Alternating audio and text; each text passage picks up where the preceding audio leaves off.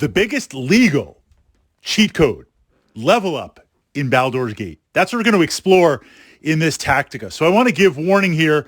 There are going to be a couple of spoilers mentioned in this vlog. Usually when we talk about BG Tactics, I don't get specifically into encounters and items or quests because I want you to discover that as the player. But there are a couple of little interesting different paths that you can take to quickly level up your character or your party. Now, as a framework, before we jump in, why would you want to do that? I mean, certainly you could set the game to story mode and play through essentially immortal. And there have been times when I've been really trying to jump into the narrative and jump into the story where I've done that for a bit. How many times do I have to fight the same encounters? But I would recommend for your first couple of playthroughs experiencing the game as it is. And then, of course, we have hardcore runs where you maybe turn up the difficulty or you go solo from that perspective.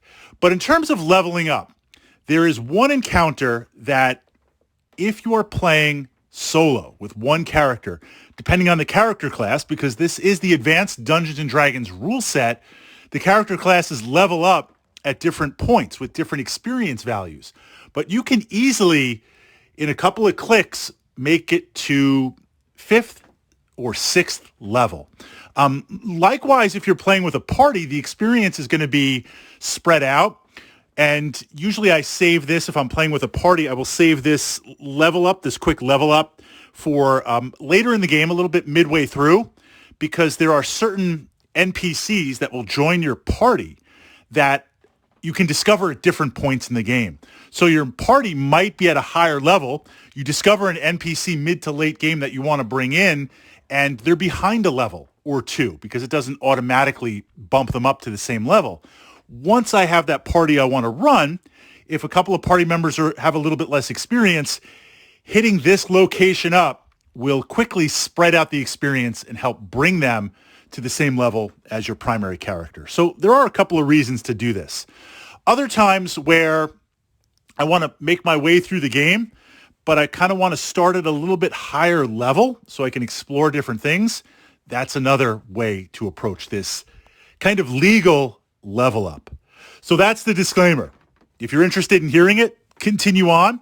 If you're not, you want to discover it, you will discover it. It is kind of an interesting part of the game.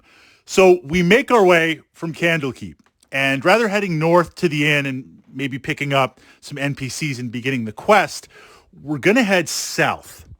And we're going to make our way to the temple map.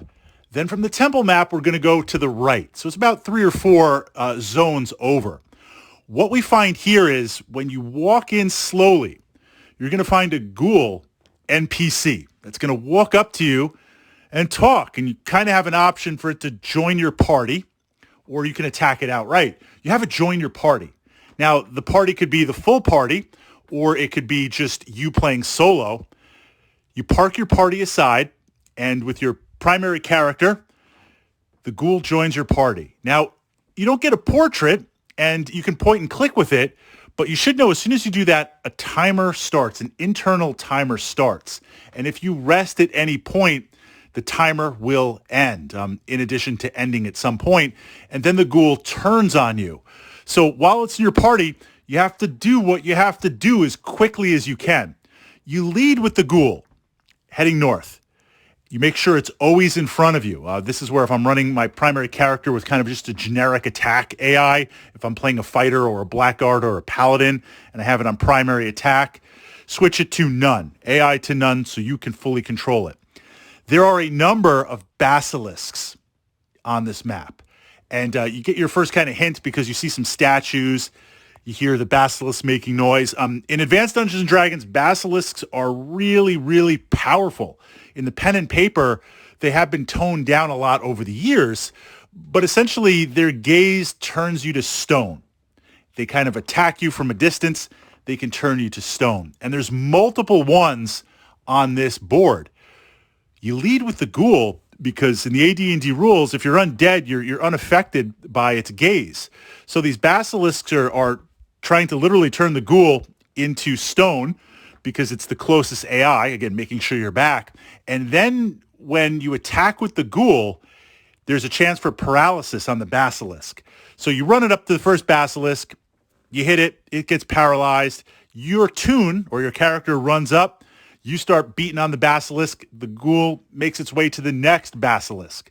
And you quickly level up because there are regular ones and there are greater ones. This is going to take you from level 2, 3, 4 very, very fast. Now, making sure you save after each one, because sometimes with the AI, you could get attacked, you could get turned to stone. Every time you kill a basilisk, hit that quick save.